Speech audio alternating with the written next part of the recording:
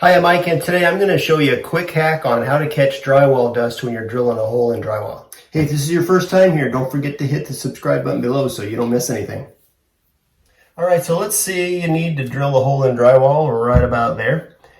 You know, when you put a drill in there and you pull it out, all the drywall dust flutters to the ground and the pets get in it. Well, I'm sure everybody has some sticky notes. You're going to take a sticky note off. You're going to put it right beneath where you're going to drill your hole. And you're going to fold it up. You can fold it in half or whatever. Then you're going to take your drill and you're going to drill your hole. And it catches all the mess. Take it and you can just take it, throw it away, or tip it out, and